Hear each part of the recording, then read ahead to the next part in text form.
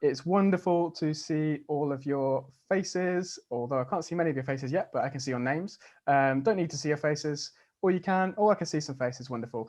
Thank you all for joining us this evening, and welcome to what is the first of the Bright Green debates, a new fortnightly debate series that Bright Green is going to be hosting, bringing together people from across the left, socialists, progressives, campaigners, trade unionists, MPs, journalists, and so on, to debate and discuss the biggest issues of the day.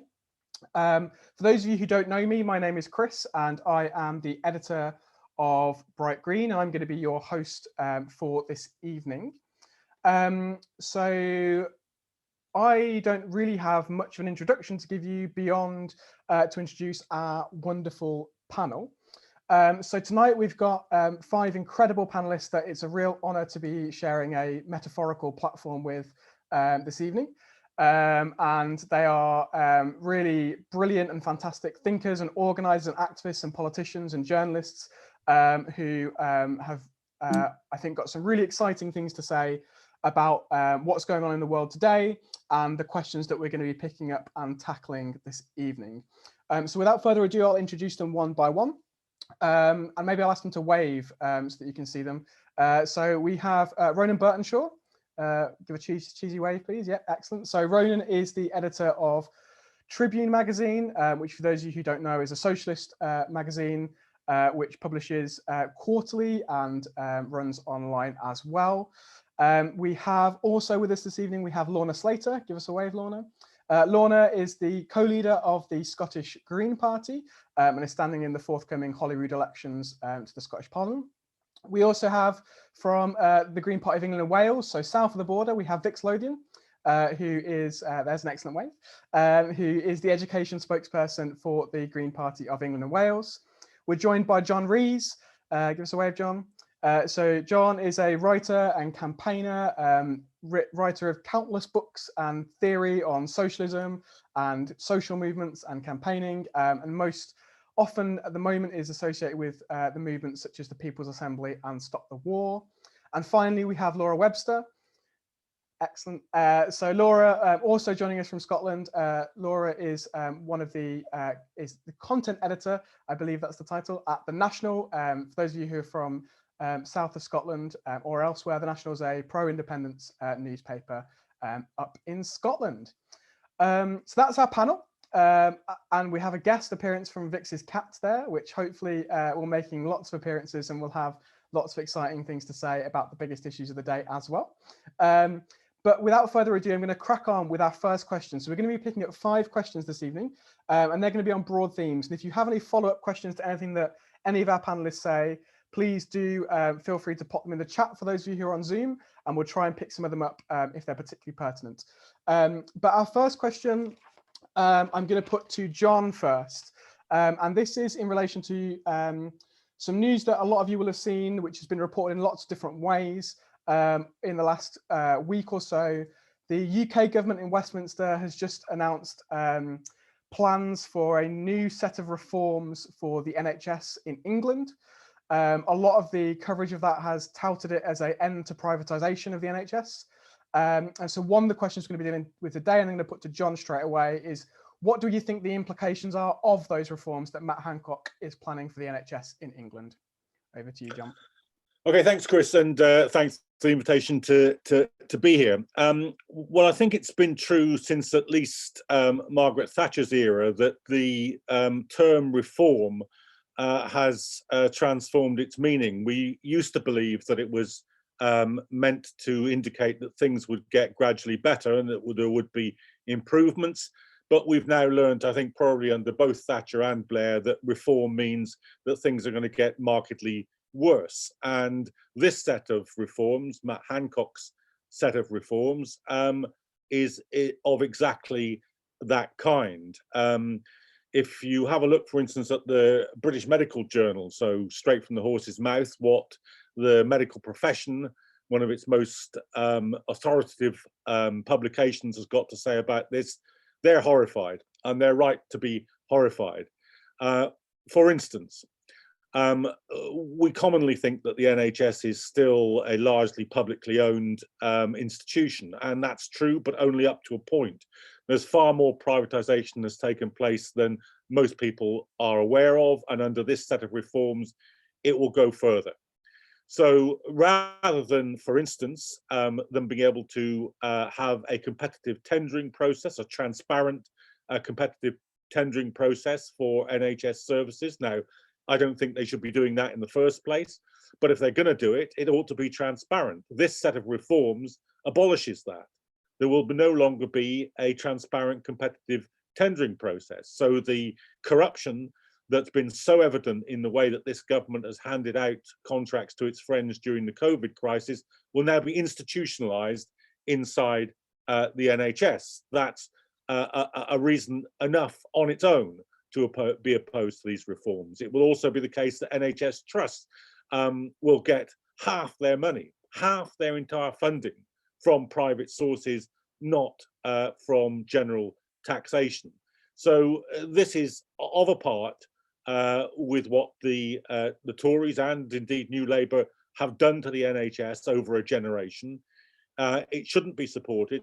It should be reversed, because we've now had, in the most dramatic way possible, a blindingly clear demonstration of what this means. Because the reason why this government has been so appalling over the COVID crisis is not just that they're malignant, a bunch of rich kids who don't understand what ordinary life is like for most people. I mean, that's true, and it's a significant factor, but it's not as significant as this.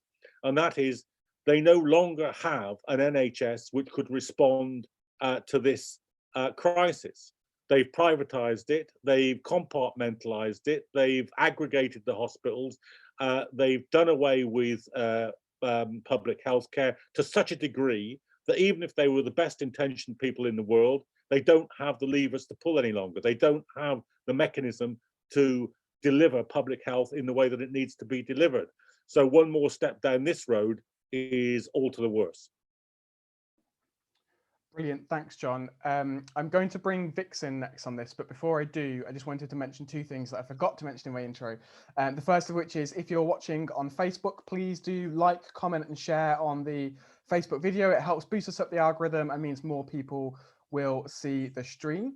The other thing to say is, please do, if you want to, tweet along the debate using the hashtag #BrightGreenDebates, and we can pick up some of the debate from there as well. So over to you, Vic. So John painted a pretty bleak picture of the situation of the NHS in England at the moment and the potential for its future. Is that an assessment that you share? Yeah, I think John's spot on about this opportunism.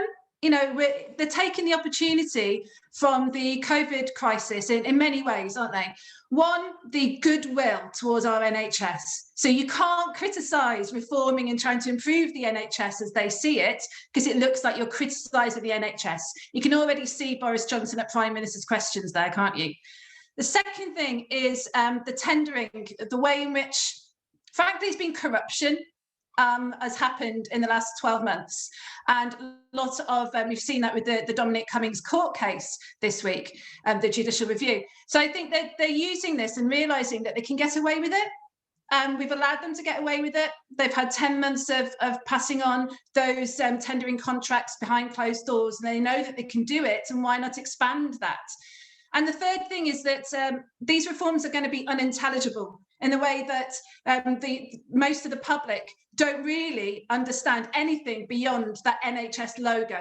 And the NHS logo has been blown up to the point where you cannot criticise it. NHS test and trace. It's not the NHS test and trace, it's Serco test and trace. But they've been utilising COVID to experiment. How far can we keep pushing this? And the conclusion from Hancock is absolutely all the way. And if you look at the CEO for NHS England, you know, Simon Stevens, that's what he does. He links together these big behemoths of health and social care in a privatised business of United Healthcare over in the States, and managed to create a massive privatised industry. So it is just what the government, this Tory government, have been spending the last 10 years prepare us for. And unfortunately, our health crisis has got us to a position where I think they can push it through. I think they can. Thanks, Vix. So Ronan, I'm going to bring you in now.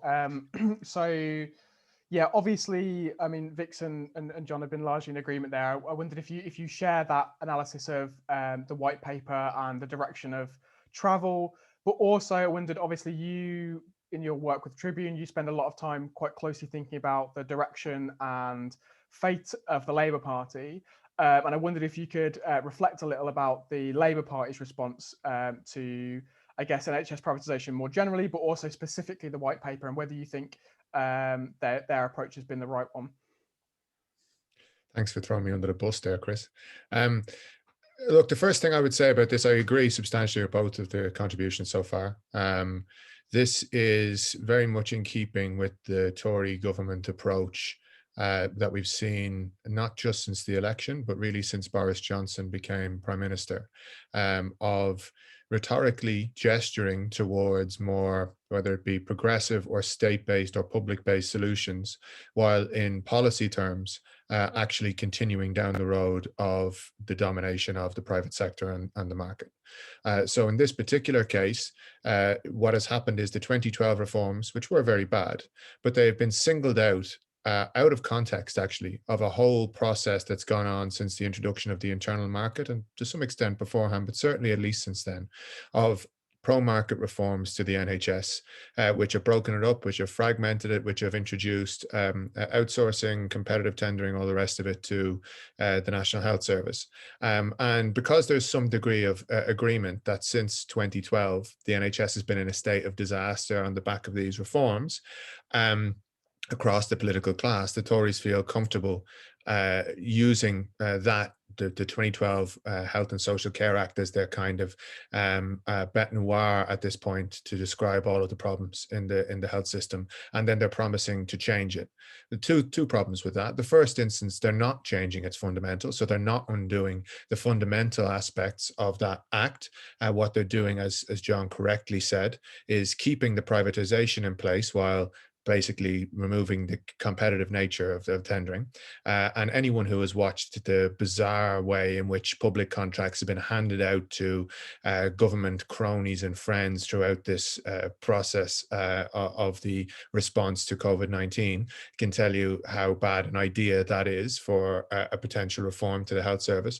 But more generally, what they're doing is ignoring the reality that actually the imposition of the market into the public health system is the problem itself. It's not this bit of imposition and that bit of imposition, this small change and that small change. It is the fact that we have taken a system that was built that, in an Aaron Bevan's idea of a system was one that would be a genuinely public health system that would be free, it would be universal, and that would be publicly owned at every point. And we have drip by drip, step by step, introduced more and more marketization at the same time as funding for core functions of the NHS have been pulled back. And so we've seen a huge loss in the amount of hospital beds. We've seen reforms introduced that treated spare capacity as waste. The spare capacity, of course, was deliberately designed into the system to allow for emergencies like a pandemic. And because of the government's idiotic pro-business reforms, talking about efficiency and all the rest, all this spare capacity was ripped out, whether that be spare capacity in terms of staffing, spare capacity in terms of facilities, all the rest of it. And so we end up with a grotesquely underprepared public health system for a pandemic. And we end up with tens of thousands of nurses short at the time when we desperately need a well-functioned and well-staffed and well-paid public health system. We end up with privatized cleaners dealing with appalling conditions when we need the hospitals to be cleaner than they've ever been. So they don't deal, and they will never deal. The Tory government are not going to deal with the fundamental question of kicking the market and private interests out of the health service. What you're going to get is a bit of cosmetic change here and there, some moving around of the deck chairs in the Titanic, but the fundamental question of increasing public funding, kicking out the private interests, and restoring the vision of a real national health service is not on the table. And any kind of propaganda exercise to convince you otherwise by the overwhelmingly pro-Tory, overwhelmingly billionaire-owned and millionaire-owned press is a canard, and people should treat it that way. Thanks, Ronan. I'm going to bring in Lorna next. So Ronan, John and Vix, all three of them have given quite a pretty damning assessment of the situation of the NHS in England, and also the situation that is yet to come with this new set of quote unquote reforms that Matt Hancock is planning to bring in. Obviously, in Scotland, healthcare has devolved. So the bulk of the changes that are made to healthcare policy in the UK Parliament are made to the NHS in England rather than Scotland. But what's your assessment of the reforms that Matt Hancock is proposing, but also of the direction of travel in the NHS in Scotland in terms of public health policy, in terms of private involvement, which has been the bulk of what we've talked about so far? I think a lot of us who are living in Scotland have been feeling profoundly grateful that our NHS was not the subject of that 2012 Act, although as Ronan rightly points out, that was just part of a larger structure of privatisation. We still have a fully public NHS in Scotland, of which we are proud and really grateful. I remember first hearing about people in England getting letters saying, well, your treatment will now be undertaken by Virgin Healthcare or whatever, and how horrifying that must be for people to find out that their treatment has been handed off to a private profit-making company. That doesn't happen in Scotland. So I think that there's a kind of larger issue here. So for people down in England and Wales who don't know, the Scottish Green Party is a pro-independence party.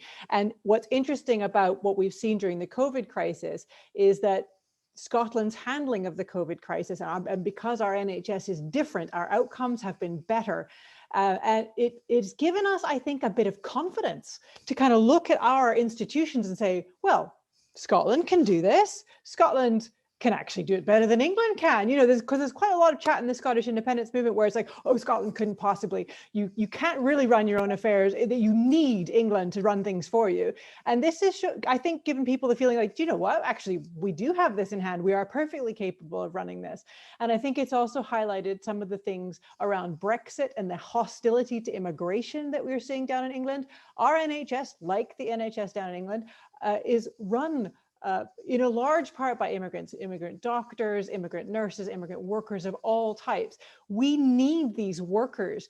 They are valuable to us. We want immigrants to come here, and the sort of hostile, Theresa May's hostile environment has, I think, damaged the NHS enormously, and we don't want that in Scotland. It's one of the big reasons why Brexit is so traumatic to us here, because we welcome our immigrants and we understand the important part that they play in our NHS.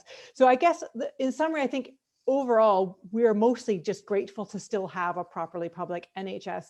And I think it's maybe interesting that people in England and Wales, I don't even know if they know that these things are devolved and that they are handled quite differently. But all I can say is that we look on what's happening down there with absolute horror, and I completely sympathize with John and Vix's and Ronan's views of it. It sounds horrendous. So Lorna has brought in the independence question there a number of times, which we're going to come on to next. But before we do, I want to bring in Laura on this question as well. So Laura, obviously, as a journalist, you've written about different bits of privatisation, particularly of the COVID response in England. So I guess what's your assessment of the situation of the NHS in Scotland, but also the impact these reforms could have that Matt Hancock is proposing to the NHS in England? Well, I totally agree with Lorna. I think people here are very pleased that we have a fully public NHS and very grateful for that at the moment. As for Matt Hancock's reforms, I think that people maybe don't understand that the more and more it gets chipped away from the NHS in England and the rest of the UK, it really does have an impact on Scotland because the way our Barnett formula works. So people in the independence movement have been warning for years and years that the NHS is being slowly privatised, and this is something that we should be more concerned about, essentially. And we were told in 2014, actually, no, you're scaremongering, everything's fine, don't worry, you're going to stay part of the UK. But obviously, with Boris Johnson and the Tories that are in charge at the moment, that's just going to keep continuing kind of behind closed doors. So I think that we're very grateful for what we have in Scotland, and we really want to protect it and make sure that our NHS gets the funding that it needs in the places that it needs. It seems to me that what we've learned from the pandemic is that there's a real staffing crisis in the NHS, and I feel like that should have been more of a focus of the reforms. And I think it was John who said that the sort of spin and propaganda that's going on with these reforms is blinding people from what's actually going on. And again, as Ronan touched on as well, that's part of the sort of billionaire funded media. People don't want, the Tories don't want people to know what's really going on. So I think people in Scotland are maybe aware or becoming more aware that what's happening in Scotland is different from what's going on in Westminster, and we really do need to protect that going forward. Thank you, Laura, and thanks to all of our panelists. I can't see any of our panel wanting to jump back in to respond to anything. Oh, I can see Ronan going. Yeah, go ahead, Ronan. Very briefly, you asked me on the Labour Party, and I realised I didn't answer that, so rather than appear cowardly. Yeah, the Labour Party have been, as they have really since the beginning of Keir Starmer's leadership, been trying to play both sides on this question. And so you get a response that says, oh, we welcome that the Tory government finally realises that the reforms that they introduced and, you know, these kind of pro-market reforms are a real problem. But on the other side, the actual party's policy on healthcare obviously isn't in line with continuing the structural privatisation and just removing competitive tendering. I think one of the difficulties that you have in this instance in judging the Labour Party's response is simply this: there is the existence of the party policy from 2019, from the election, and all of what we said as a party we were going to do at that point. And no one really is able to ascertain its status right now. My own view is most of that is gone, it's scrapped, that the new leadership is moving in a fundamentally different direction, and its ambitions for the NHS are much less fundamental in terms of removing private sector involvement, even than what was proposed back then. But we don't know, because the Labour Party leadership at the moment is refusing to engage in any discussion of policy, any laying out of vision, any plan, other than simply trying to appear responsible by not criticising the government much and attacking its own left wing. Thanks, Ronan, for that. So that obviously was a huge and meaty question, and sadly we only had 25 minutes to discuss it. So I'm going to move us on to the next question because it's equally meaty. We've got quite a few questions to get through this evening. So I'm going to start with Laura on this question. I think I know the answer that you're going to give me, but the question is relatively straightforward. So obviously we've got elections coming up to the Scottish Parliament in May, along with the other the Welsh Parliament and other bodies across the country. Relatively straightforward question for you, Laura. Is now the time for a second Scottish independence referendum? Well, as you said there, Chris, my answer is probably quite predictable for this one. Mine is absolutely yes, now is the time for another Scottish independence referendum. So we're hearing a lot at the moment. The sort of typical unionist attack line is the 2014 vote was once in a generation, once in a lifetime. But as we know, 7 years have passed, nearly 7 years, and a lot has changed. And there has been a real material change in circumstance, not only with Brexit, but with the pandemic and with the climate crisis as well. We have a lot going on.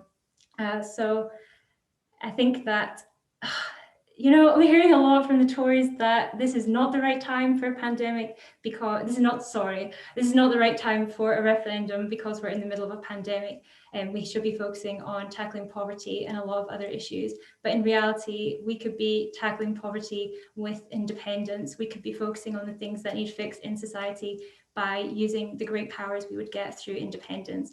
We can see that there's been 21 consecutive polls showing that majority of people in Scotland support Scottish independence. We've seen polls showing that people trust the Scottish government significantly more than they trust the UK government. So why should we deny the people of Scotland a chance to have another say on this? As well as that, we can see devolution is clearly not being taken seriously at Westminster. We know Boris Johnson said that devolution was a disaster. We've seen Jacob Rees-Mogg say that devolution is essentially constitutional tinkering that should be corrected. So we shouldn't have any confidence that we will be getting further powers. The vow of 2014 has not been delivered on. We have not been given the powers that we were promised. And I think people in Scotland have seen over the last year that Holyrood is perfectly capable of dealing with problems itself. And we could be very strong as an independent nation. As well as that, we've seen the Internal Market Bill, which gives the UK government power to legislate in devolved areas. And we should be very concerned about that, because that could go quite far. And they could just start chipping away at devolution wherever they feel like it, essentially, and we'd end up with a race to the bottom on all kinds of standards, environmental standards, food and drink standards. And obviously with the climate crisis, the first thing we want to be doing is focusing on our environmental standards. We really should not accept these being legislated on from the UK government at all. So there's so many aspects to this, and I could talk forever and ever about why it's time for another referendum. But to sort of summarize, the idea that we can't have another vote because of the pandemic is just complete nonsense, essentially. The way that we should power Scotland's recovery from this crisis is essentially through independence and the powers we would get. I know that Nicola Sturgeon has said maybe now is the time to look at a universal basic income. How can we power something like that without having the powers that independence would give us, without those borrowing powers? So there's all these kinds of things that we could do, these radical ideas to improve our society that we don't have the power to do right now just because of devolution. So yeah, I mean, sorry, I just talked for ages there, but I think that, yeah, now is the time, definitely. And I'm really interested to hear what the other panel members have to say, although I'm sure Lorna will be very closely linked to what I just said there. I can see Lorna nodding and cheering a lot there. So I'm not going to bring Lorna in just now. I'm going to come to John. So John, is now the time for a second Scottish independence referendum? Yes, I'm a supporter of Scottish independence, and I think that any people, Scots or anybody else, if they decide that they want to have their own state apparatus and depart from a multinational imperial state like Britain, then they are absolutely entitled to do so. And I hope that when there is a referendum, that Scots do vote for independence. But I think now is definitely the time to begin to think further ahead than that, because in some ways the movement for Scottish independence, its best days are going to be before independence. Once independence is attained, there's a lot of problems attendant with that, because I think that lots of people want independence because they think that Westminster won't give them a lot of elementary social democratic rights and services which they require. And they look on the Westminster governments, rightly, as enemies of that kind of society. But a small nation with an independent government is no guarantee that those things happen. Those things will then be the result of internal political forces in Scotland. And I'm not quite sure that the dominant political forces in Scotland are wholly committed to that view. In fact, I'm not absolutely committed. I'm not absolutely sure that the SNP isn't going to go into a considerable crisis before the referendum starts. So I think we've got some difficulties with the SNP. I think it requires a Labour movement, a strong socialist left, in order to get out of the possibility of independence, what most people think will be automatically attendant on independence, but which I don't think will be. Thanks, John. I am going to bring in Lorna now, as the Scottish Greens probably can't be categorised as the dominant force in Scottish politics, but certainly more of a force in Scotland than the Greens are south of the border. And John there kind of made the case that independence isn't a panacea, and actually relying on a constitutional question perhaps to deliver the kind of social justice agenda, or to deliver a meaningful transition in terms of the economy, is perhaps short-sighted, even if we do support Scotland's right to or Scotland to go independent rather. So what's your response to that? So it depends if you see the problems that you see down in England of Boris Johnson's appalling government, which has been elected into place by a minority of people in England, but having a majority of 80 seats. If you see an unelected House of Lords, if you see a first past the post voting system, if you see any of these problems as the root of the problems and not or is just a sort of peripheral to them. And I see those things as absolutely the root of the problems. They are structural and systemic problems. So in Scotland, because we have proportional representation, we would never be in the position of having a majority government that was elected by a minority of people. We wouldn't be in that position. I share John's concern that the SNP are not a party of the left. They are a broad church party, but because we again have proportional representation, they have been a minority government. And the Greens have been, they need our vote. Well, they need somebody's votes. So if they are feeling a bit right-wing, they vote with the Tories. You wouldn't see it in the press, but they vote with the Tories all the time on things like suppressing the ability of communities to challenge planning permissions, and so they sided with developers on that. They often do, but sometimes they side with us, and nearly all the progressive achievements of the Parliament have been because the Greens pushed them to do so. So there's this big structural difference in Scotland that means that we wouldn't be hit with this sort of awful situation we have down in England, where the Labour Party has to try and court right-wing votes to have any chance of getting into power. And so you can never be sure what the Labour Party even stands for, because it waffles from one side to the next, depending on whose votes they need this time. If they become a principled party of the left, they lose the centre ground. If they drift to the centre, then the left is sort of going, who do you stand for? So I think that independence is about structural change and changing the fundamental problems. If it were possible for that sort of fundamental change in England, then we wouldn't be in this situation. But we are where we are. I think there's some interesting questions around whether now is the right time. Laura spoke beautifully and eloquently, and I will not repeat anything she said because she's bang on every point. I have 2 points to add to that, though. One is that it's very frustrating, although slightly hilarious, that the unionists' main argument is you can't have a referendum, rather than here are all the good reasons to be in a union. It's because they obviously know they can't win. They cannot defend the union. They don't have anything good to say about it. And so they don't want people to be asked that question. Last time people were asked that question, when the referendum was called, support for independence was at 27%. We campaigned and we got that to 45%. We're going in with most people thinking independence is a good idea. If you think we can't get that campaigning up over 60% to something really high, we absolutely can. And the unionists know it. And they can't fight it because they don't have anything good to say about the union themselves. All the articles I see in every paper are doing down Scotland. Scotland can't possibly go it alone. Scotland is too poor. Oh, they're so subsidized. Oh, it's really doing us down. And you know what? None of that is true. None of it's factually correct. The other terrible irony of the question about when to hold a Scottish independence referendum is the demographics are on our side. Young people in the 16 to 24 graphic support, 75% of them support Scottish independence. It's older voters who are more accustomed to the status quo who are more uncomfortable with it. The longer it's put off, the more certain it becomes. So the best chance of the unionists would be to hold the referendum very quickly and to come up with a good argument for the union. If they can't do that, they've lost already. Thanks, Lorna.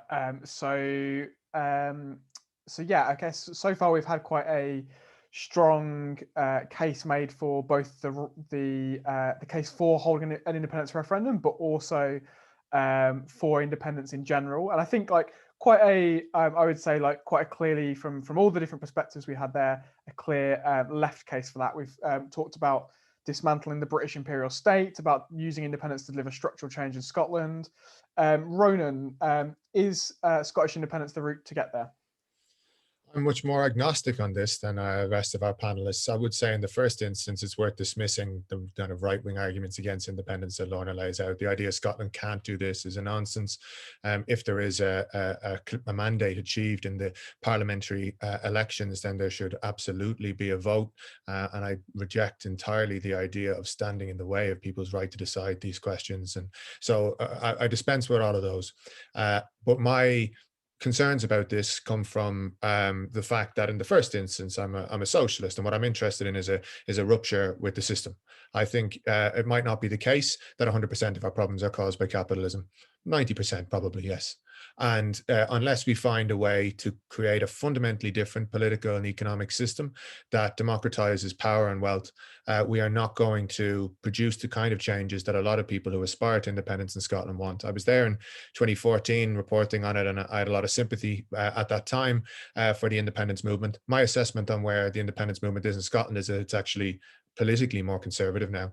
The Scottish National Party have been been a very strongly dominant party for a long time. It is not even like the Labour Party, where there are these broad distinctions within the party, a strong and active left, and it is a top-down corporate party with pretty bog standard middle of the road policies. It might be better on a couple of issues than the Labour Party under Keir Starmer. I think that's fair to say, but not by much.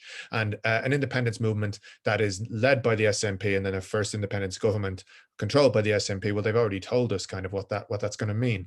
Right the way from laying out the white paper through to the kind of proposals that we have seen from the SNP administration under Nicola Sturgeon make it clear that they're not going to use the powers. They don't have no intention of using the powers that independence would grant you in order to establish a fundamentally different kind of political and economic system, whether it's on the questions of currency, whether it's on the questions of foreign policy, international relations, trade, any of the areas that really you could produce strongly anti-capitalist policies, the SNP are not interested in.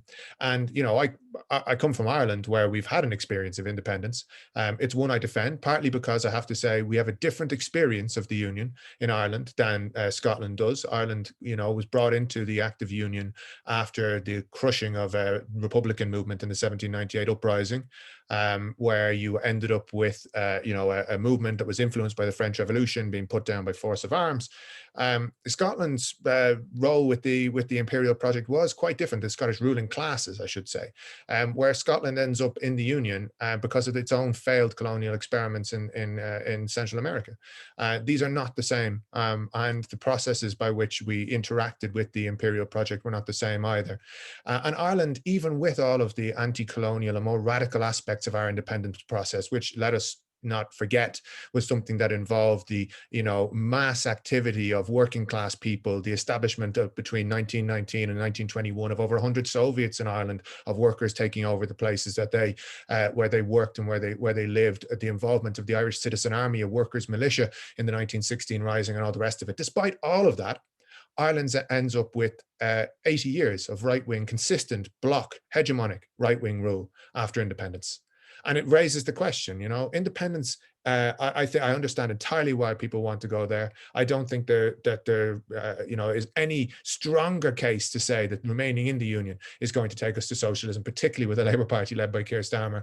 But I think anyone who sees this as something that's clearly left-wing and going to lead you towards a much more critical relationship with the capitalist system, or a more progressive social and political environment, has got to take some of the lessons of history of other independence movements and where they've all ended up. Thanks, Ronan. So I can see Lorna wants to come in. So I'm going to bring Lorna back in to respond to some of these points. And I also want to bring in Laura to respond actually to some of the criticisms of the SNP, and then I'll come to Vix. So I'm going to bring Lorna in first, if that's okay. Yeah, so I completely get where Ronan's coming from. It would help a great deal if we had Labour on board, just saying, that's really frustrating, is that Labour aren't helping, with the Scottish independence movement. They every year sit on their hands during budget negotiations and go, oh, no, we won't have any part of this, and therefore kind of achieve nothing, because the Labour answer is always, well, wait till we're in power and things will be better. You just wait. Whereas the Scottish Greens would rather get something done, even if there's only a few of us. So that's frustrating. It would be really helpful if Labour would get on board, because I agree that I'm concerned about some of the elements in the SNP. However, and far be it from me to defend the SNP, this feels awful and wrong, but we are talking in Scotland about a national care service. We are talking about universal basic income. That's something that's been mentioned at every level in the SNP. We've recently seen the final report from the Citizens' Assembly, which was sponsored by the Scottish Government, and that has some excellent recommendations, including things like abolishing 0 hours contracts, enforcing a living wage everywhere, universal basic income, and so on, increased pay for NHS workers. So there is an internal struggle in the SNP between the left and the right. And yeah, sometimes they don't win and sometimes they do, but it would help a lot to have a common lefty vision for Scotland, because otherwise it's kind of the Greens screaming into the void a bit. And we are doing quite a good job. We're achieving quite a bit. And a big, for example, on currency, that was our policy. SNP have adopted it as a policy as a party. The government hasn't yet adopted it, but it's an argument we are gradually winning. We've had there's been some interesting movements on modern monetary theory and so on within the Scottish political movement. So stuff is happening. The churn is happening. And we are pushing for a green vision of Scotland and a fairer vision of Scotland there. And I think all we can do is keep pushing for it. But as you say, as Ronan rightly points out, we've got a better chance of it in Scotland with our system than you do in England. And I'm really sorry that that's the case, but that is the case. Thanks, Lorna. So I'm going to bring Laura in now, although Laura's screen's gone black for me, so I don't know whether Laura has disappeared or whether other people can see her. But Laura, there's been a lot of kind of criticism of aspects of the independence movement in Scotland, of aspects of the, I think Laura's gone completely now. No, Laura's back. So sorry for that. So what I was saying was there's been a lot of criticism so far in the conversation about the independence movement. I think Ronan categorized it as becoming more conservative. There's also been a lot of criticism of the SNP as kind of like the flag bearers of independence. I think, there's been from all panelists, in fact, so far about the SNP.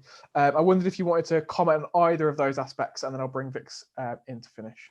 Sure. So I'm sorry, I disappeared for a second there. I have no idea what happened, but I'm back now.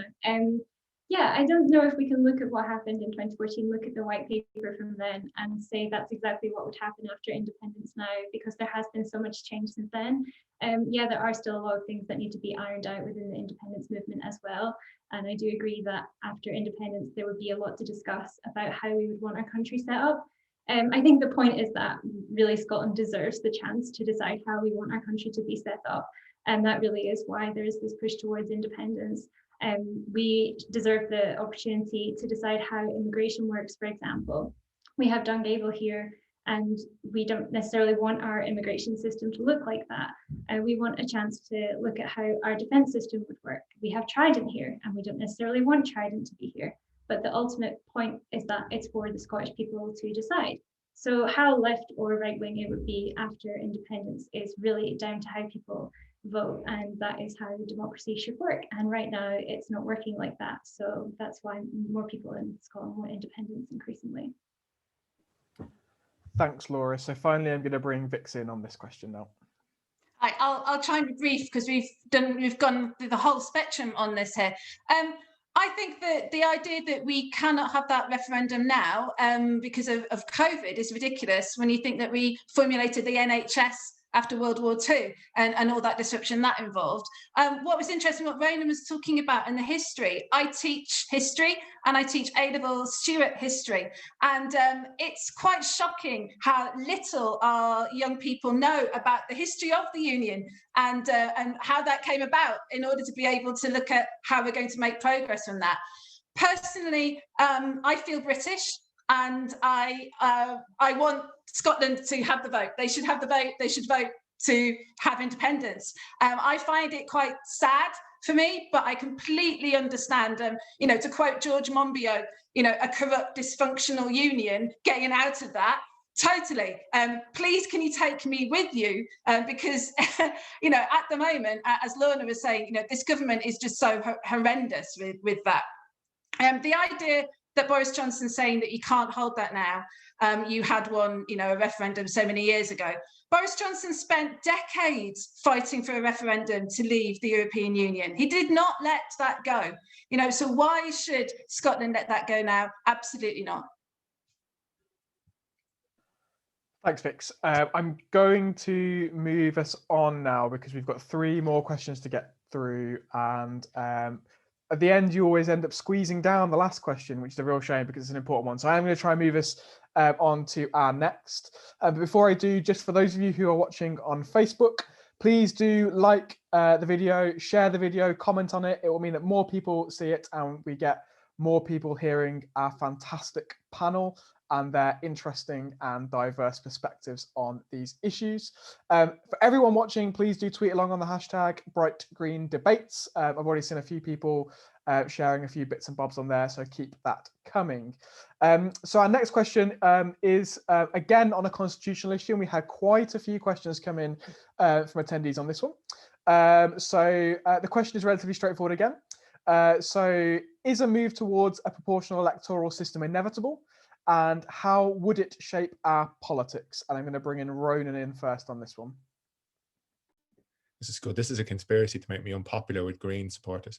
I'm going to give another one of my characteristically, my mind is gone, ambiguous responses here. Look, the truth of proportional representation for me is along the same lines as what I would say with independence.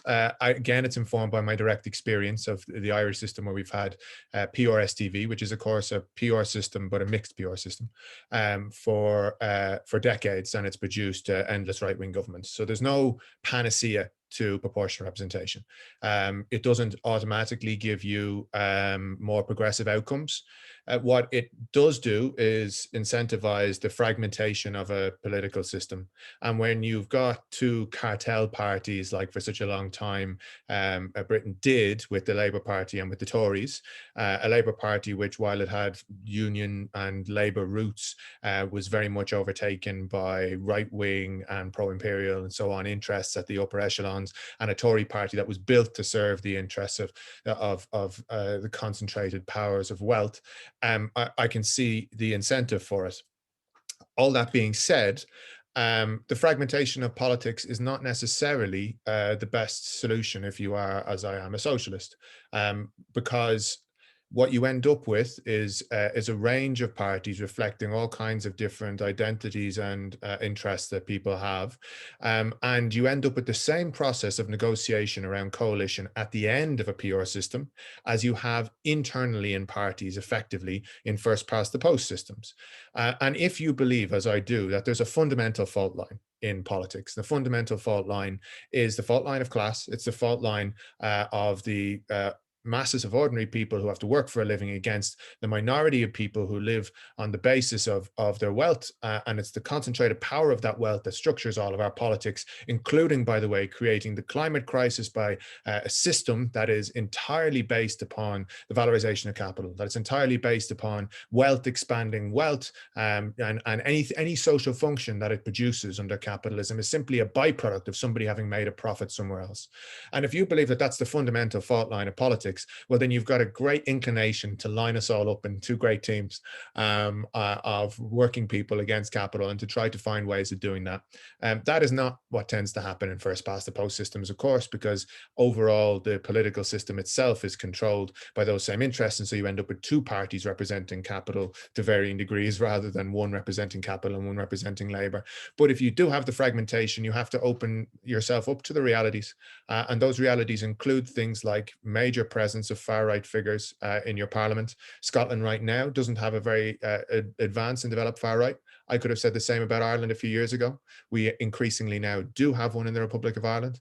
And I think within 10 years, whether it be AIM2 or other forces, will end up being significant players in the Dáil. You have, obviously, if you'd had a proportional representation system in England, you would have had a very large BNP contingent, a very large UKIP contingent, a very large Brexit Party contingent, and you would have to deal with the realities of those. And again, in a country like the United States, which has a completely ludicrous anti-democratic political system, but if you believe that that the path to democracy would simply be to create right now a Trumpist Republican Party organized around the politics of the kind of people who stormed the Capitol, well then, you know, you're opening up for yourselves very serious difficulties down the road, because if you allow the far right into that degree of normalization, you better have a bloody good social program and a bloody good left-wing government to drain the swamp that creates those kind of fascist movements.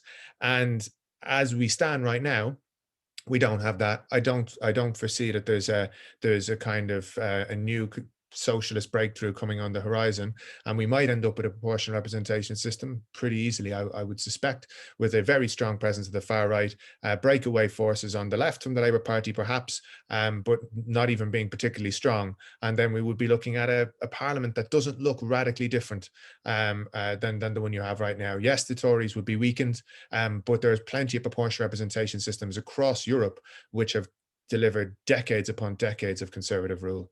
The one right next door to you being a good example. Lorna, I'm going to bring you in next. So obviously, Scotland, both its parliament, or it's the Scottish parliamentary elections are held through a proportional representation system, and similarly, local council elections are too. You're already plagued with first past the post for Westminster elections.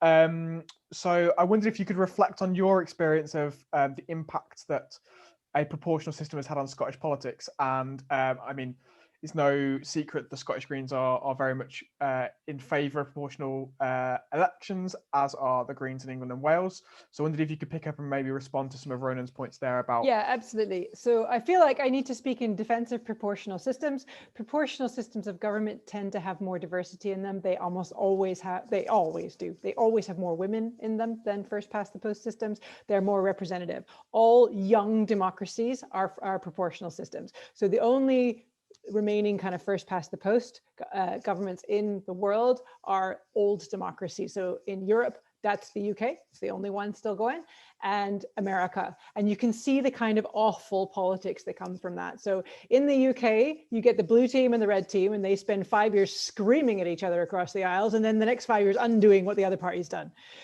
There's no cooperation, there's no consensus, there's no negotiation.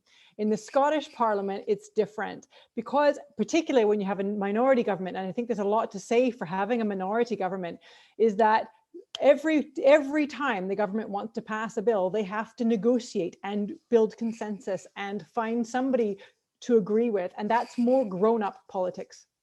It's a more grown-up style. It's saying, look, I know I'm going to have to work with you next week. I'm going to need your vote. So we're going to treat each other with respect. We're not going to make this sort of awful braying noises that the Conservatives do whenever a Labour woman stands up to speak. You know, it's a much more grown-up, civilized way of behaving, because you know you're going to need to work with people. And so you don't have that kind of awful, childlike sort of what passes for debate in Westminster, which puts so many people off of politics. You got something a lot more calmer and a lot more civilized. And I think that is that you do see that in Scottish politics. I think that we can see from Europe how various proportional systems have dealt with having a far right element and a far left element. I mean, the Greens have been on a resurgence throughout Europe, and as a result of that, Europe has a Green New Deal. It's, you know, not everything that the Scottish Greens would wish it would be, but it's far better than anything that's happening in America and far better than anything that's happening in the UK. So it's more that it opens the opportunity up. So many people in the UK have to hold their noses when they vote, because their only real options are to vote for the Labour Party or the Tories, or to waste their vote. And so many of the districts are gerrymandered, they're safe seats. It's not really a functional democracy. You cannot have change without a functional democracy. And it's one of the frustrations that I find with the Labour movement, is that they're always like, just wait till Labour gets, you know, it's always this, oh, just wait. One day we'll be in charge and then things will be better, instead of actually trying to make things progressively better now. And part of that is making your democracy work better. And that is making sure that your votes making sure that your votes matter. And you're right, it means you get some more extreme elements in, but it means you have to manage that as well. What's happened in the first past the post system is that the Conservative Party tacked right to soak up those elements. I mean, you can't get a more radical right party than the Conservative Party is at the moment, with their hostile environment and, you know, their asylum seekers, the way they're treating them across the panel. And that forces the Labour Party to tack right as well. It moves that whole Overton window along. So I don't think first past the post is ever going to be an option that really represents democracy. No country has gone back to first past the post after having a proportional system. It's a more grown-up way of doing things. It's a more consensual politics, and that's definitely the way of the future. Although the UK seems to be stuck, because until the Labour Party gets on board with it, it's going to be stuck and not going anywhere. It's part of what makes the UK broken. So I think I can see Ronan's hand wanting to come in there. Unless you've got something really direct to respond to quickly, I'm going to bring John in, if that's okay, and then I'll come back to you afterwards. So, John, you come from the Marxist tradition of the left. Is proportional representation just bourgeois democracy in another name? Well, I've got a marginal preference for PR because I think it's a marginally more democratic process, but you're right to point to the limited nature of all parliamentary representation. It simply doesn't address some of the most important questions in people's lives, and indeed the questions which ultimately shape how parliamentary politics takes place. So the real democratic deficit in this country, the real democratic deficit in this society globally, is that the most important things in people's lives, whether or not they've got a job, how hard they have to work at the job, how much they're paid for the job, those things simply are never included in any democratic debate whatsoever. The very corporations that exercise so much control on our lives are completely beyond any democratic control whatsoever. And whatever political process we have, if it doesn't address that, it won't solve the problems. It's simply not true that a first past the post system can stop the rise of the far right. It can't. It's simply not true that a PR system can stop the rise of the far right. That's not true. It's not true that you can't elect very powerful conservative governments under a PR system. It's not true that you can't elect them under a first past the post system. And a modicum of international knowledge about the results of elections, say in Eastern Europe, would disabuse you of those ideas very, very quickly indeed. So we're looking, and of course, the establishment are very happy for us to look, to concentrate you looking at a very small part of the democratic deficit in this country. You know, I'm a Republican. Of course, I want to get rid of the monarchy and the House of Lords, their undemocratic institutions. But are there really no republics without obscene differences in wealth, without limited democratic rights, without attacks on civil liberties? Is that true? No, of course it's not true, because the wider society is a grossly unequal and a grossly unfair society in its economic structure, and that feeds into the politics. So yeah, I'm interested in PR, but not half as much as I'm interested in altering the fundamental things about people's lives, which produce political polarization and often produce outcomes which none of us on the progressive left want to see. Thanks, John. I'm going to bring Ronan back in quickly to respond to some of the points if you want to, and then I'll come to Vix after that. Yeah, sorry to go across. I think there's a lot of common ground here, actually, on this question. I agree substantially with what John has said. The hollowing out of democracy that is being described across this panel is a real phenomenon. I remember years ago reading the book by Peter Mayer, Ruling the Void, and I would recommend anyone who hasn't read it to read that, discussing the decline of participation in political systems, the decline of membership in political parties, the kind of erosion of social institutions and so on, and all of that process that has led to the hollowing out of our democracy. But I would just make the point that it is happening. When you speak to people people in Spain and in France and in Germany and in Italy and in Greece, they describe the same phenomenon in very similar terms to the one that we experience in Britain today and the one that my comrades in America experience. And I think the fundamental question about the democracy, it can't be solved by a system, although there are definitely better and more democratic systems. I'm not opposed to that, but it can't be solved by just a systemic change to the kind of way of voting. You have to change what we're voting on.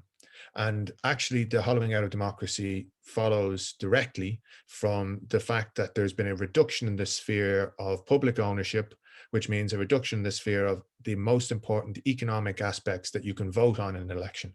Year by year by year, the market, which is an anti-democratic force, has controlled more and more of our society and more of what structures people's daily lives. And actually governments, or the public ownership at least, has controlled less and less. And until you change that process, until you give people meaningful power in their vote to change the places they work in, the public services they get, you're not actually going to deal with the fundamental democratic frustrations that people have. But I don't disagree that there are far better and more democratic systems than the one Britain has at the moment, and that there are pluses to the proportional representation system.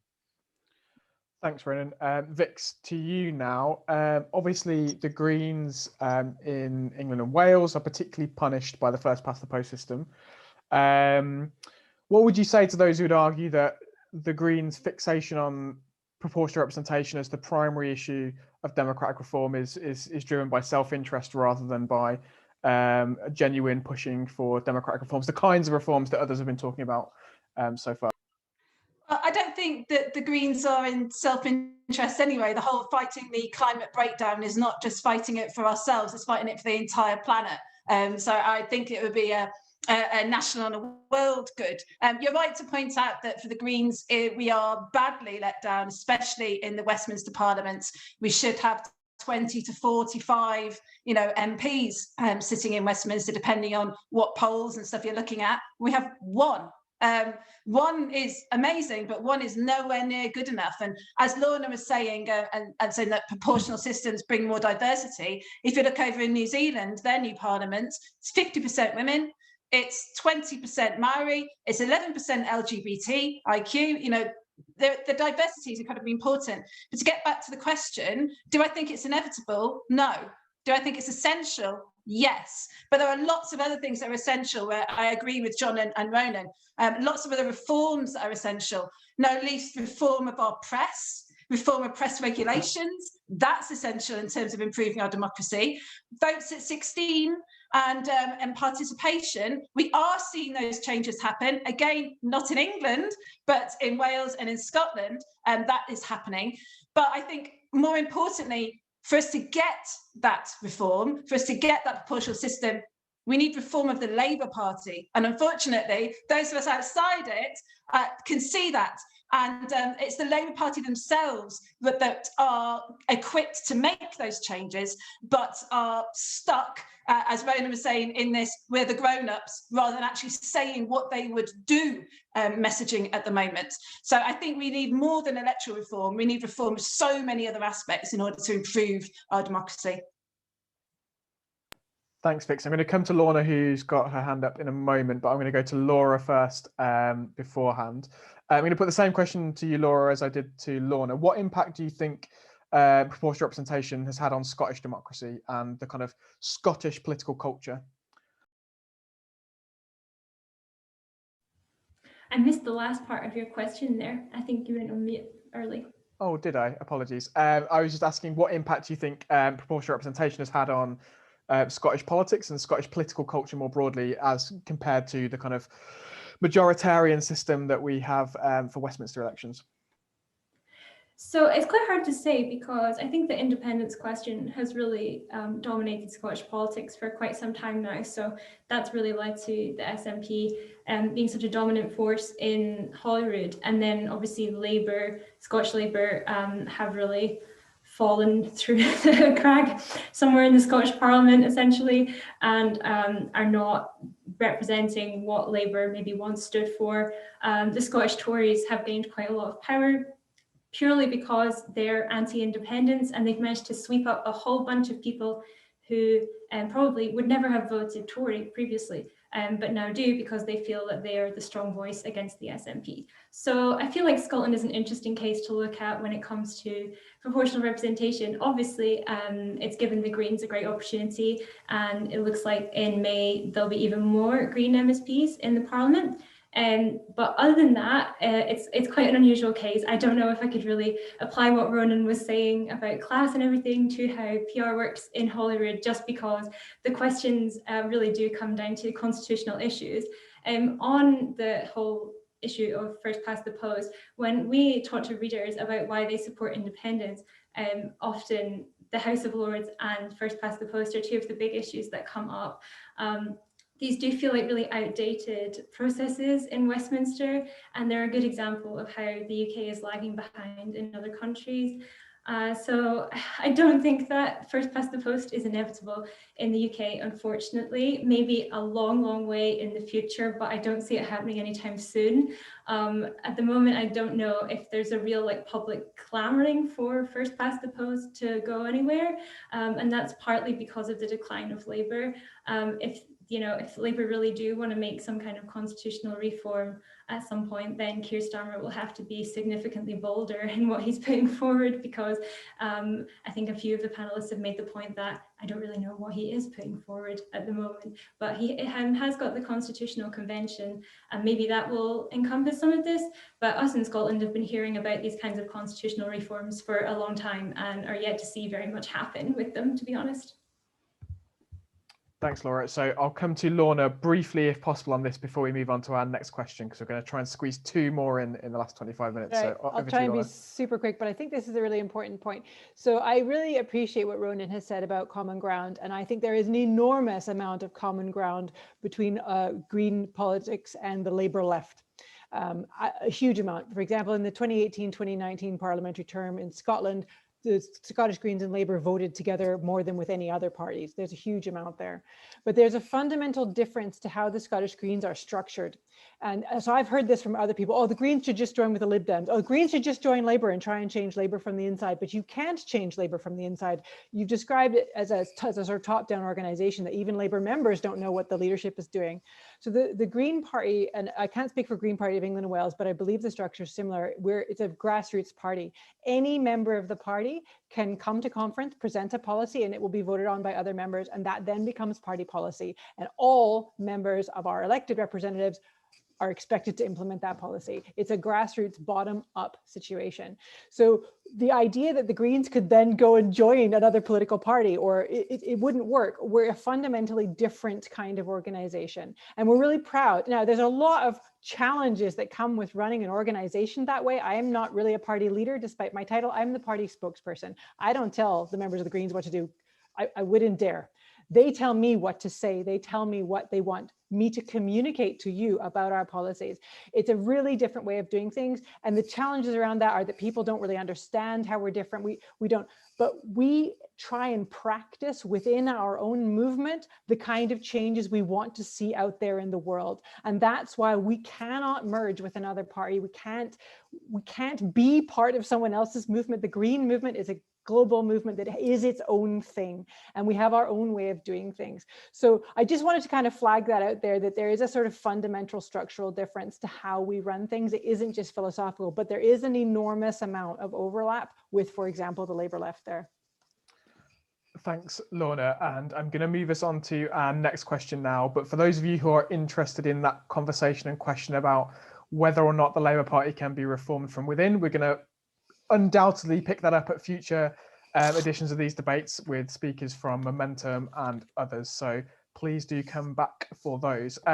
So we're going to move on to our next question now, and I'm going to ask our panelists to be as brief as possible with what is an unbelievably huge question coming up next. But I'm going to try and squeeze both of our remaining questions in. Fingers crossed, touch wood. So the next question, I mean, it's straightforward and easy. How do we get to net zero carbon emissions by 2030? And I'm going to throw this to John to kick us off.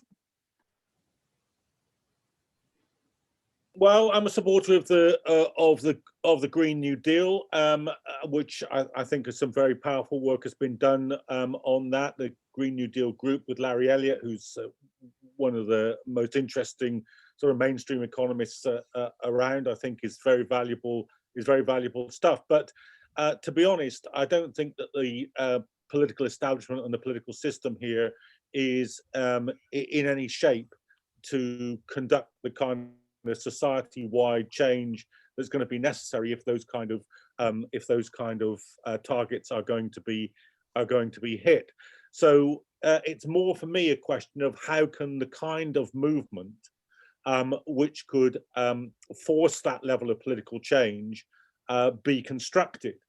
And I think it's a very serious question for anybody who wants to see that kind of change, because there can't have been many issues which command, in general terms, the kind of public support that this kind of environmentalist politics does, but which has manifested itself in such a attenuated way in terms of both the social movement and its overall impact on the political establishment. There's been a lot of change in attitudes, some change in practices, but I think the key question here is that it's got to be something which makes sense to ordinary working people. It can't be portrayed, and I think it often has been portrayed or appeared, as if it's something which well-meaning people are lecturing ordinary people about what they ought to do with their lives, that they ought to change their lives by changing their personal behavior, or that they can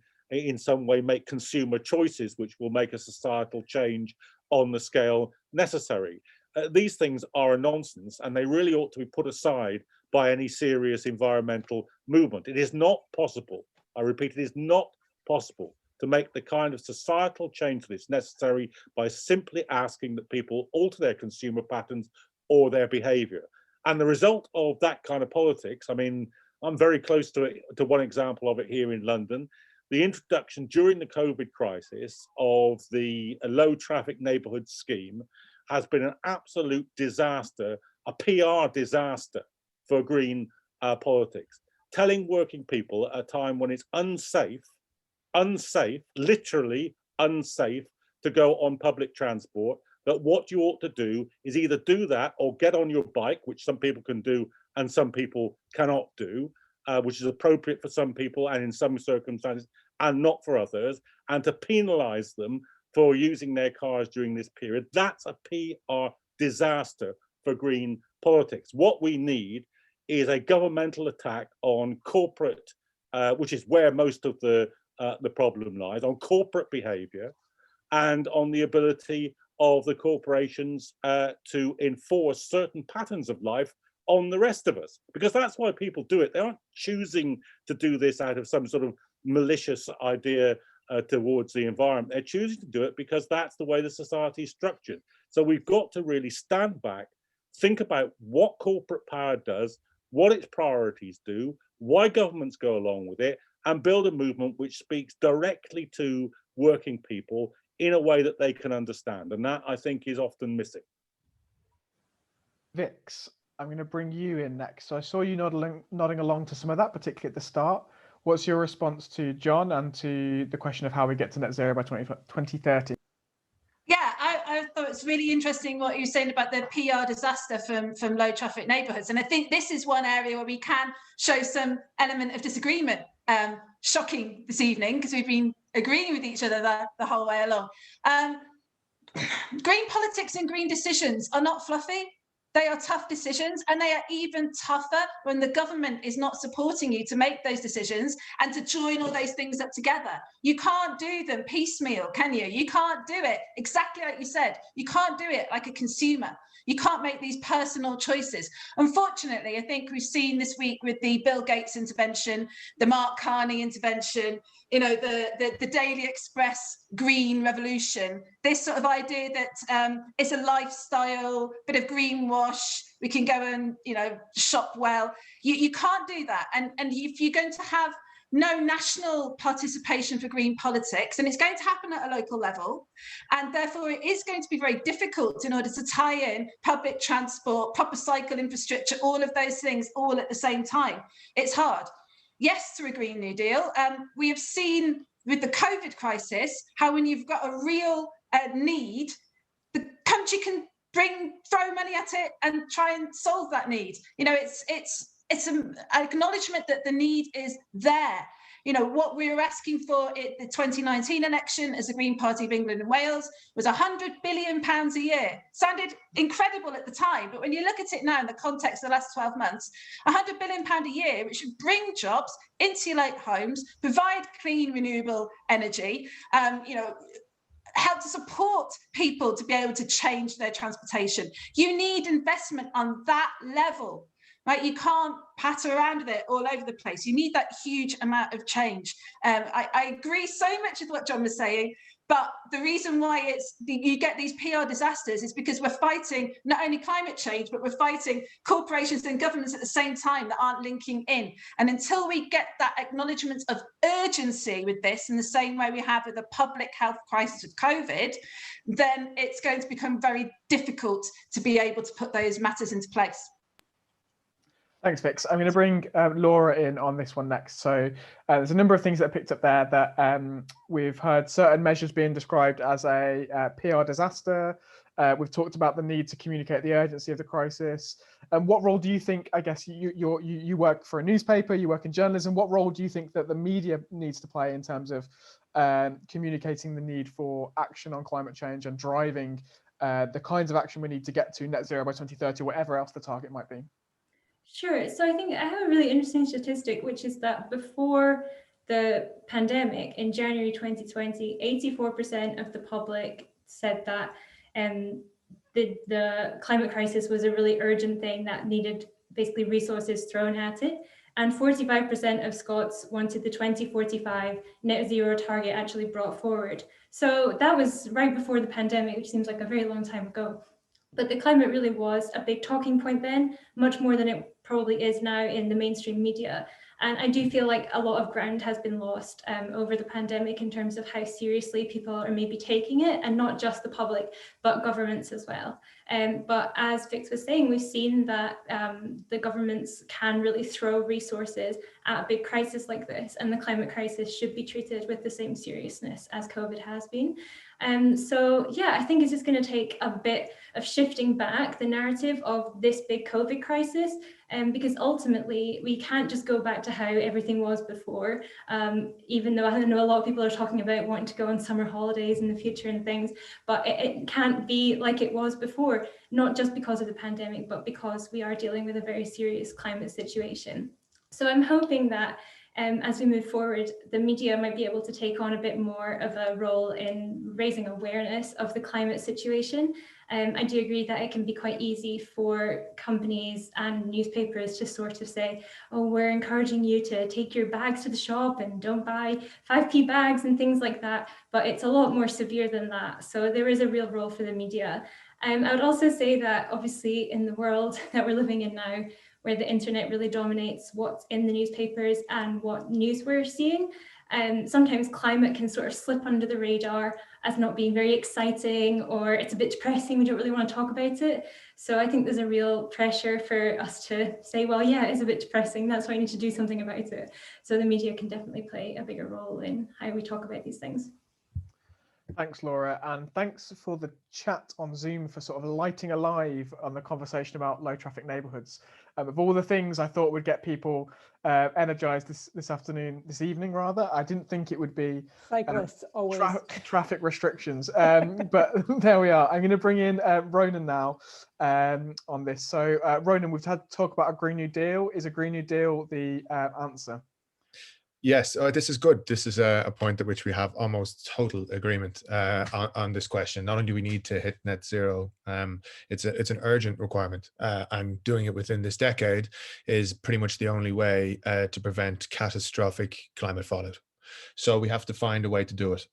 We lost an enormous opportunity in December 2019's general election. I was part of the broad movement inside the Labour Party campaigning with Labour for a Green New Deal to get the 2030 target, which we won broadly at conference and then found its way not in the manifesto. But I have to say the work done by Rebecca Long-Bailey and her office on putting together a framework of what a Green New Deal will look like is fantastic. And she, along with Jeremy Corbyn, has just been so incredibly unjustly grossly slandered and demonized in the press over the past few years. And we can't be, people can't be naive when they take people who are prepared to actually fight for radical change in areas like climate, and they effectively make them illegitimate figures in the political arena. That's a real consequence for all of us who are fighting for these kind of changes. And that's what they've done with people like with Jeremy Corbyn and Rebecca Long Bailey. We need a Green New Deal, and to be in the broader sense of what scale it needs to be. We can't leave this to the market because green capitalism is failing. We had a great piece a while ago from Jonathan Neal in Tribune. Outside of the Labour reporting, and by that I mean on the trade union movement, the Green New Deal and climate policies are actually the most covered topic on our site. We cover them regularly. We think it's a real solution not only to the climate crisis but to social problems as well. Jonathan Neal's piece was alarming though. It showed that in 2019, out of the total energy produced across the world, only 2% was in wind and solar. That of course is, we hear bigger headline numbers because people talk about capacity. They talk about what could be produced if the wind always blew and if the sun always shone. That doesn't happen. People talk about renewable and they include within that nuclear, which is a whole other debate. But when we talk about the actual wind and solar, which is what people have been telling us for decades now, that the private sector is going to sort out, the big corporations are going to sort it out, they're not sorting it out, and they won't sort it out. And so we need a response that wins a Green New Deal on the scale that we fought for in the Labour Party, which is £250 billion worth of investment in an industrial program which radically transforms the nature of the economy, which very quickly transitions the entire energy infrastructure of the country to renewables. A program of building a manufacturing base which allows us to actually put in place the technologies necessary to fight for decarbonisation across the economy. I'll give you an example of this. There was we had, when we were looking at the prospect of retrofitting homes under Labour's proposals, we ran into immediate problems. There wasn't enough scaffolding in the country in the first instance to even do the level of retrofitting that we wanted to do, because Britain's manufacturing capacity has been so incredibly diminished in recent years that what we were actually talking about in a 3 and 4 and 5 year period wasn't possible unless you radically transform the manufacturing base. And that's before you even got to questions like insulation. That has to change. We have to change the entire transport infrastructure of the country.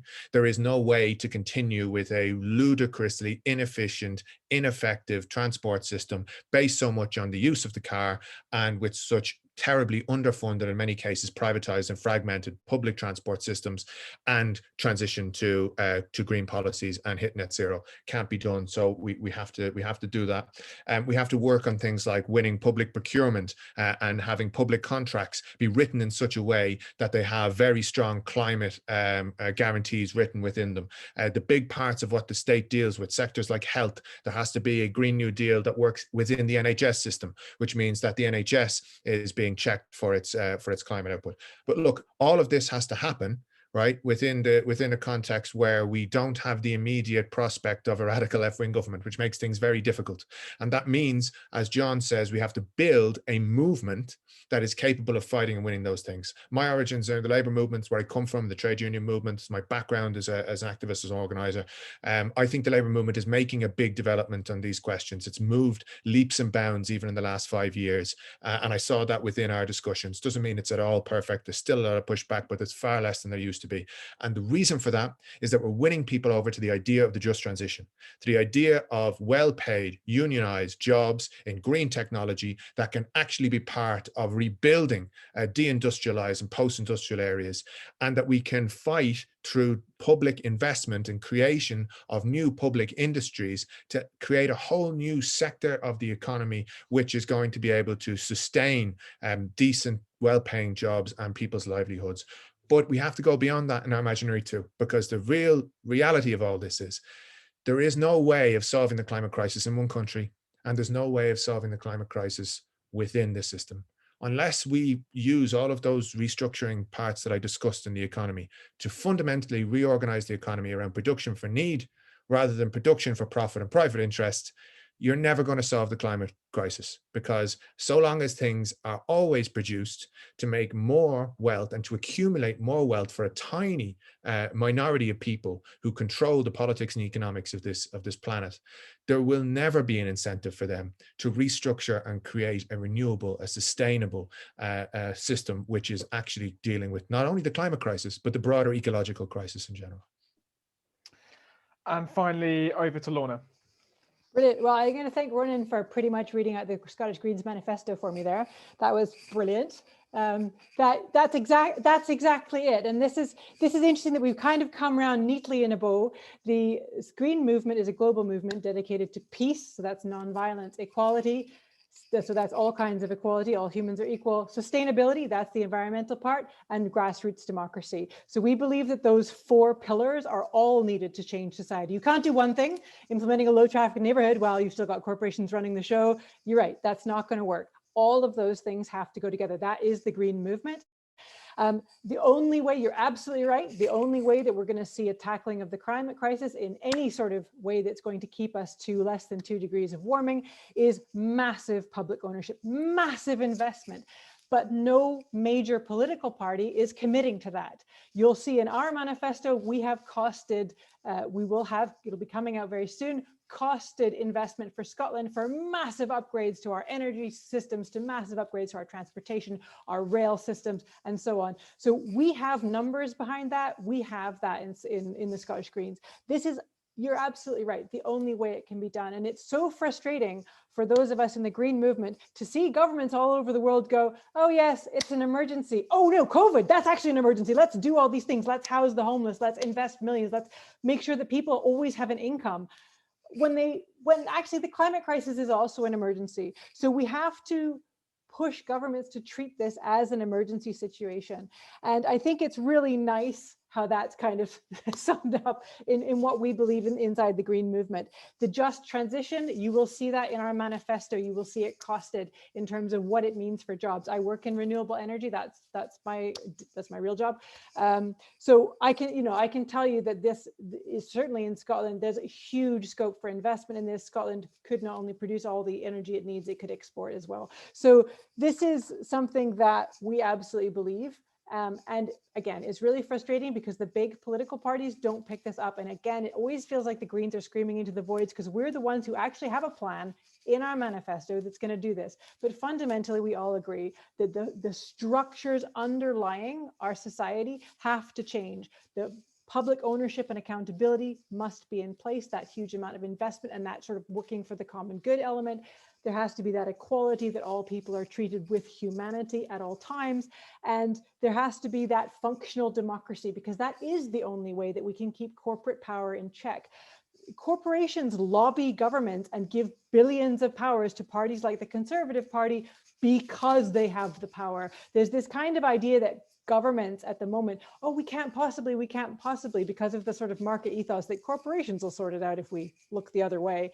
They're not right. Governments do have the powers if they seize them. And that's why corporations spend billions lobbying governments. So we need governments to take those powers on board to make those changes. And that's why I got into politics, because I can see that only politics can do this. Only politics can make the changes that are absolutely necessary. Thank you, Lorna, and thank you to all of our panelists. There are 3 minutes left, and we still had one question left. I am going to put it to our panelists, but I'm going to ask them to give their answers in ideally 20 seconds or less. And I'm going to reframe it slightly, but basically what we're asking here is, obviously during the COVID pandemic, school children have suffered significantly. And I'm going to put to each of our panelists, what's one thing that you would do to help secure justice for school children who have suffered significantly as a result of government decisions under the pandemic? And I'm going to start with Vix, 20 seconds or less. Get rid of Gavin Williamson. Excellent. That's very brief and very apt. Over to you, Lorna. Vaccinate the teachers. And Laura? I'd have to agree with Lorna, vaccinations for teachers and also anyone else who's working in the schools. And John? Don't open the schools until it's safe, because however damaging a closed school is, it's not as damaging to a child as losing their granny to COVID. Number one, lives matter most.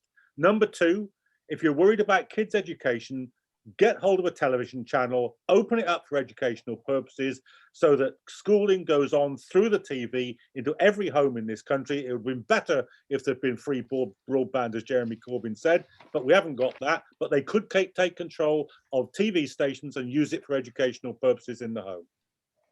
Thanks, John. And finally, Ronan. This will be characteristic. Listen to the National Education Union.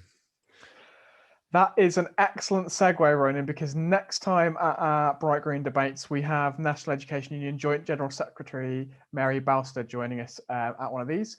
So that's my little plug for next time. I have a few final things to say before we wrap up for the evening. The first thing to say is thank you so much to all of our panelists for what has been a really insightful and comradely discussion this evening, even when we have disagreed.